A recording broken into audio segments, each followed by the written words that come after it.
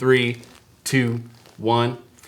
Hey guys, welcome. I'm Jameson with James Donoho Photography. This is the very first episode I am doing of the small business spotlight series that I've started. And I have a really cool guest with me today. We have Steve with Farrell Finishing.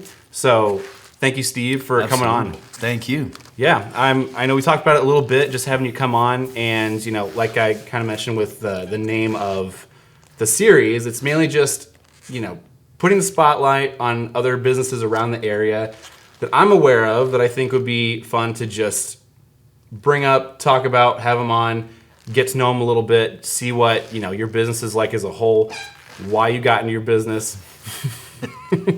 Why are you making your chair squeak or something like that? I don't know. Yeah, but so I'm thrilled to just kind of open the floor a little bit and kind of peek into you and your business as a whole. Just a little bit of background. I did some senior photos for his daughter over the summer, and it was really fun getting to meet his family and all of that. So that was really cool. It came out awesome. Cool. Well, I'm glad you guys like them. But yeah, tell me just a little bit for people that aren't aware, when you got into your business and mainly what you do for Farrell Finishing. Sure, absolutely. In all reality, I started painting when I was 8 years old, professionally. Both my grandmothers and my great aunts all needed painting done, and my dad was too busy to do it.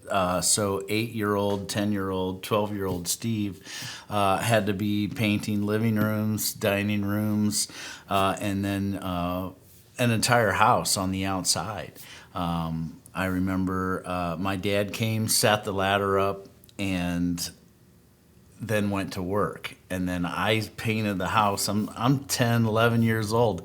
Painting the outside of this house, he comes and it was something that, it just got done while he was at work. And then he came and moved the ladder, to the ground at the end of the night and things like that. It wasn't enough, it wasn't strong enough to move it to the ground, but I was strong enough to move it around the house. So he would just, like you said, when you were 8, he would just kind of put the ladder up and everything. He was like, yeah, just figure it out. Yeah, so again, he's bringing the equipment, showing me how to put some drop cloths down, and then setting up a ladder and go to it. Really? Yeah, so... he didn't like run you or show you his example of yeah, I'm doing this, and then literally just took it from there. So literally, this is my my gift from above, so to speak, is that I can take a look at something and figure it out from there. Okay. And that's really, in regards to painting, that's how it took place. Was again, the equipment got sat in front of me, and I went from there because it was kind of self-explanatory in that you're spreading liquid on a wall or whatever the case might be. Yeah, okay. And then it just developed into what essentially happened I was working for a mortgage company in 2007. And in 2007, everything dried up mortgage-wise. We were all every mortgage banker was, the devil, essentially. So what happened was I went out to the garage and I grabbed my paintbrush because that's how I put myself through college, and that's what I, knew how to do. Whether I knew how to make money doing it or not, I still knew how to do it. So you went from doing it at 8. And then at some point, you switched over to a different career. Yes. Then you're like, oh, I should go back to painting. That wasn't like a thing where you immediately were like, this is my thing. No, this was never a career path for me when I was, 8, 16, whatever the case might be. Okay. You got told you had to go to college, you had to get a degree, and then you get your degree, and you find out that you can make more at McDonald's than what your degree pays. So you start searching for something else. So here I am in the mortgage industry. That was what your degree was for? No, my degree is in telecommunications. I'm supposed to be behind a camera in a news, setting and editing and things like that. Yeah. But again, you have to get your foot in. You have to, and again, at 18, at 19, you're trying to move on. At 22, when you're graduating from college, Yeah, you can make more at McDonald's than you can behind the camera at the news studio. Don't tell anybody else that. Right. Yeah. See, I wouldn't have known that. But I mean, and maybe that's not the case right now, but it was the case in '94 when I graduated from college. So, I put myself through college with the help of the parentals, painting and construction and stuff like that. These things I already knew. So again, it just went hand in hand. And then when the mortgage industry dried up, again, I just went back to what I knew. Okay.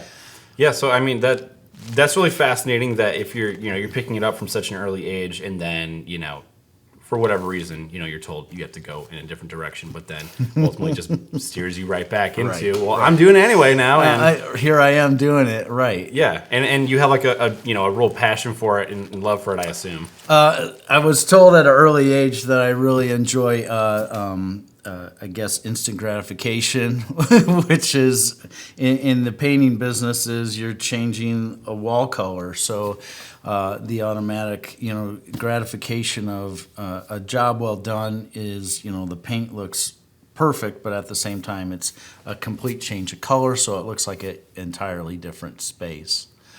Right. So okay. it's fun in that in that aspect. So I mean, with Farrell Finishing, that's where you're going in, and that's something where you can go either into a business or basically whoever is needing their walls to be painted different colors, or is it just that you do, or what other facets do you guys? No, so the easy part is that I paint stuff. That's never the easy part. A great paint job starts with the actual prep. Now, when you go to Lowe's and you buy a bucket of paint, they don't tell you all the stuff that you need to do, caulk gaps, fill holes, you're taking down pictures, you got holes like that. They just hand you the can of paint and you're like, okay, great.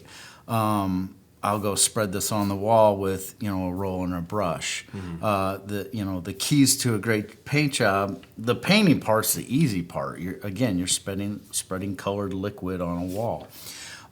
It's that prep, that you're sanding the walls, that you're taking the time to make sure that the seamless between the caulk and the trim and the wall, and whether that be on a window casing, a base molding.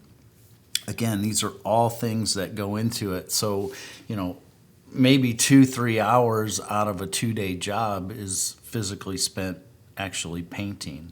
Yeah. The other time is prep so that it looks like it should. That's the funny thing is the trade guys give, the painters are the last to go, and they're just the painters. But we're the part that everybody sees. We're the pretty part.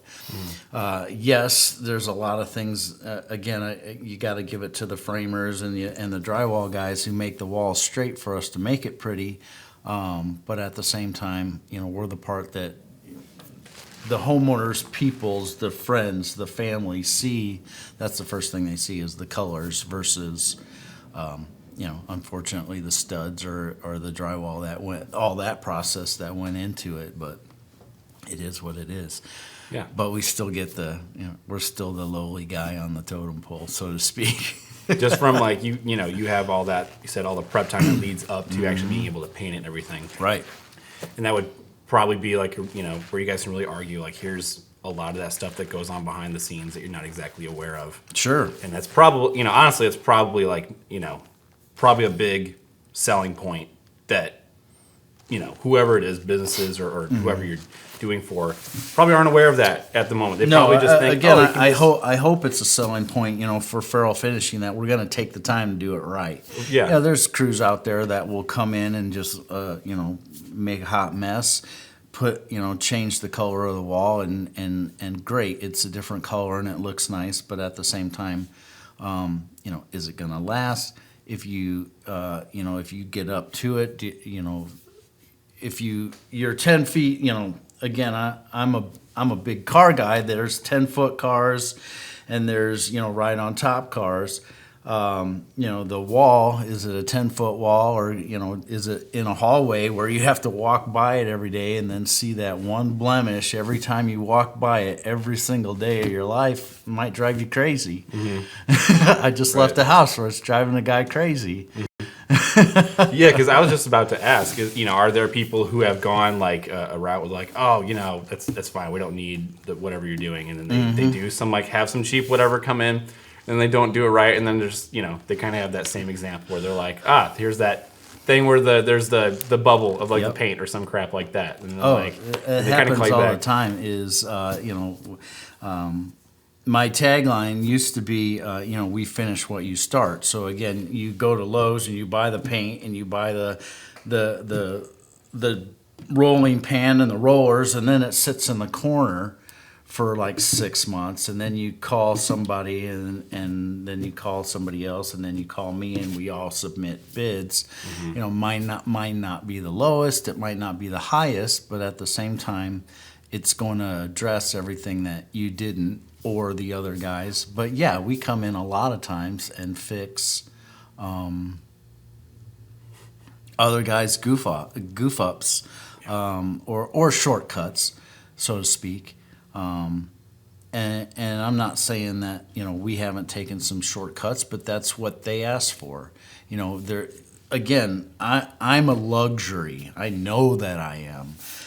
You can go to Lowe's and you can spend the time to go paint, and it might take you all weekend, but again, it just costs you your time. Right.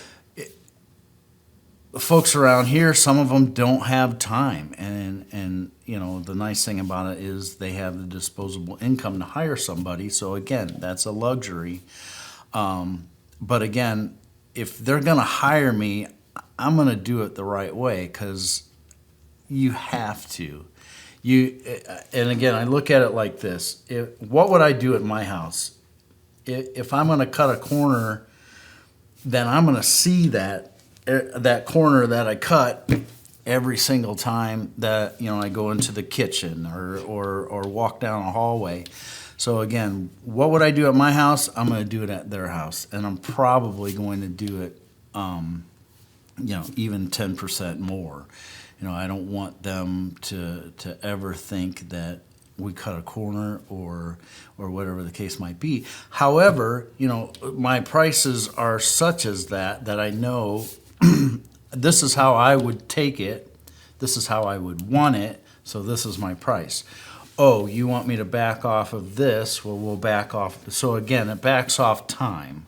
Mm-hmm. So, if they're asking us, not necessarily to cut the corner, but to bring back the time on what needs to take place. Yeah. I explain to them, hey, there might be this or there might be that, but at the same time, I understand.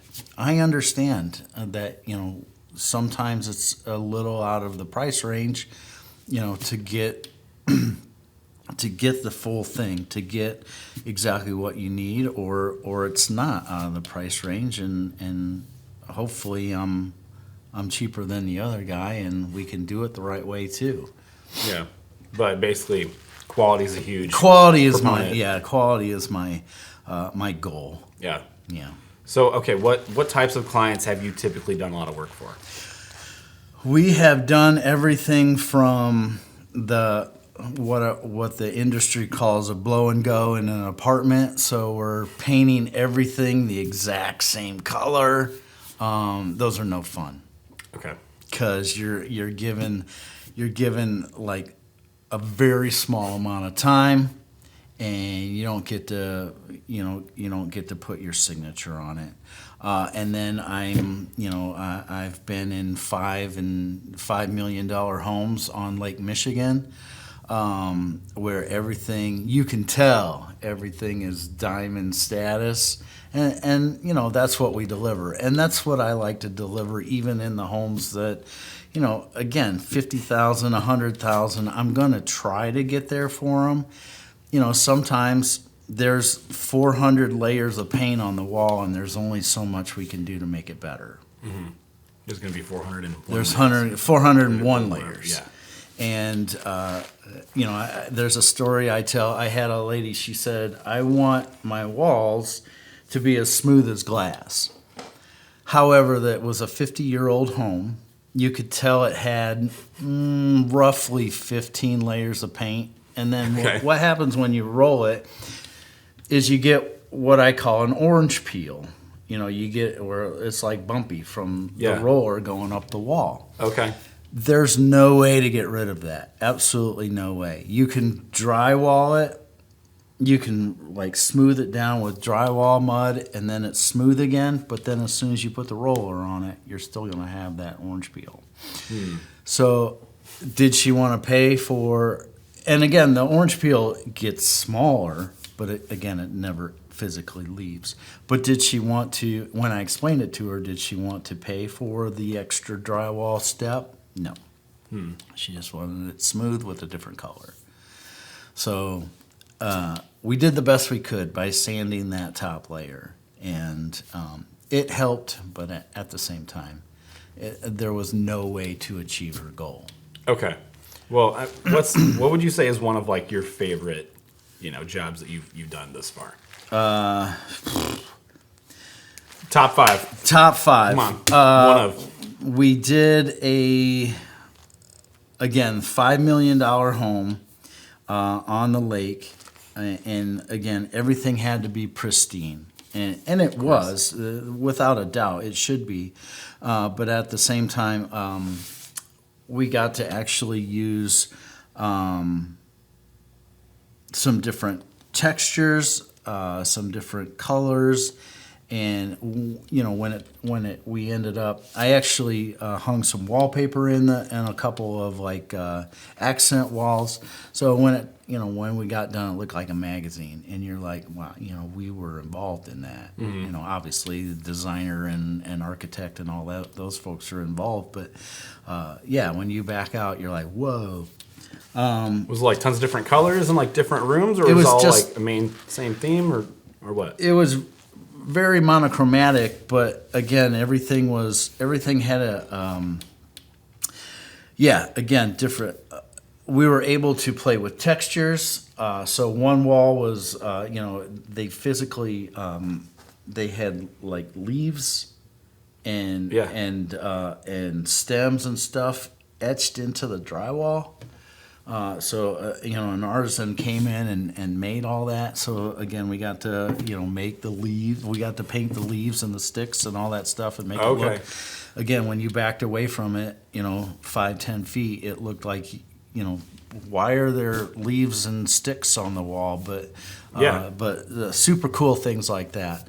Another one was a lady said, "I want you to just do it. I don't want to be involved."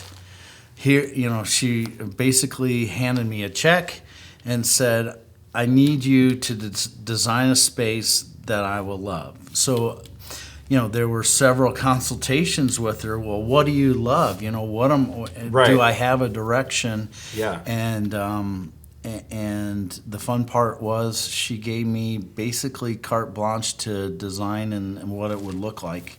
Yeah. Whether the finishes, the colors, and even so far as we went and bought a couple pieces of art for her, mirrors and things that actually hung on the wall afterwards. So that was a fun project. She just basically gave you clearance to be like, just go. Just make it wonderful. Wow. So, that takes a lot of listening as you're like, well, how do I make it wonderful in your eyes? Sure. I know what I would want. And again, her response was, well, that'd be great. Whatever you want, just make it that. Yeah. But again, we're two different people. I don't know that, right. Your style's my style. And luckily it worked out. That's really fascinating. That's pretty cool. It was a really strange way to do it. But she got hold of the right people. Right. Got hold of the finishers. They Farrelled it and finished. That's right. That's really cool. That's pretty fascinating. That probably sounds like a super ideal client to have. They just put that trust in you, and they're like, go. Yeah, but that's few and far between. Sure.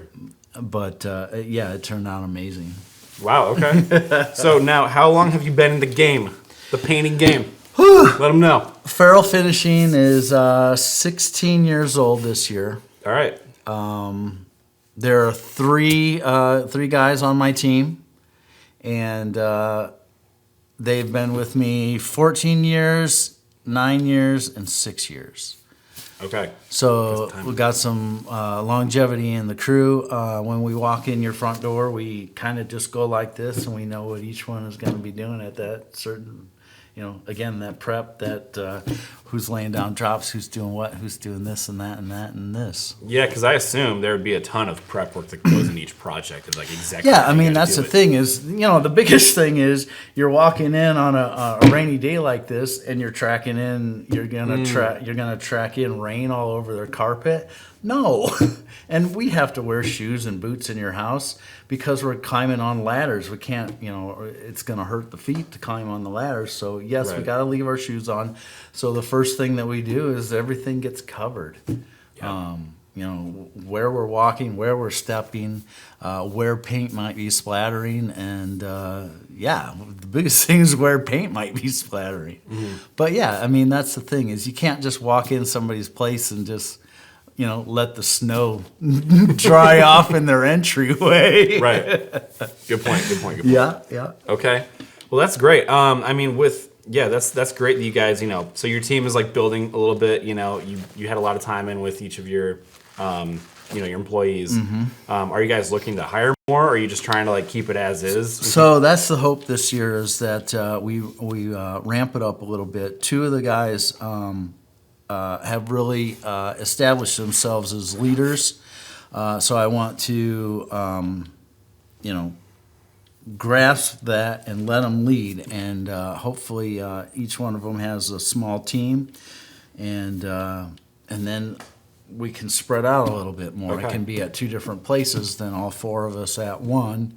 It feels better when all four of us are at one because, again, I got up to 14 at one point, and wow. Yeah, I wanted to drive off, the bridge on the way home because again, it was just headache after headache. I get joy out of painting and talking to the customers. I don't get any joy in, fixing things. So managing all of that, I'm sure that's when you have 14 people. Yeah. The fixing things becomes the main aspect of what happens. Yeah. We don't need that. Right. Well, that is great, though. I'm glad to see that it's at a point that you guys are happy with, and that it's that goal is there of seeing where you can get this year with growth. Yeah, goal is to grow. Cool. Well, I mean, is there for people that see this that might be like, hey, I'm gonna hit up Steve. Is there like a website you guys have that they could contact you at? Yes, website is farrellfinishingllc.com. They can see my work. I have pictures, and then obviously the breakdown of a little bit of history on Farrell Finishing and what our expertise is, and so that's that. And then obviously the phone call. The phone is where I do most of my business. Okay, and is that just all listed on the site they could go in and yes. look at? Okay, Mm-hmm. Cool. All right. I mean that. So. That seems to be most of what I was wanting to try and just get a feel for everything in your business. Is there like anything you'd want to end off on or name off specifically for your business of any potential clients that you would be looking for this year? Yeah, I mean this year we're looking for we're seeing a lot of folks that are moving into new homes. Yeah. There's been an uptick in all the real estate, and people are switching homes. Before they were holding on to them, which was great, but when you switch, you got to make that place your own. So for all for 2023, we're gonna kind of concentrate on people that are moving and they want to make that space theirs. So maybe they got the old fuchsia or chartreuse walls, and maybe that's not their style. Mm-hmm. And they need to pay for that new home, so they need to go to work. So rather than paint, let Farrell Finishing take care of it. Let them do it. Let them do it. Cool. Well, that's awesome. So yeah, definitely you've got his website. You can go there and contact him directly through his phone. don't know if you guys ever like have anyone do through email. Email again is set up on the website. The email is on there. Yeah. And then phone number for sure. Okay, cool. Well, I appreciate you coming on. This has been a really cool first episode, I think, having Steve on with the Small Business Spotlight. So again, thank you, Steve. I appreciate your time. Thank you. All right. All right.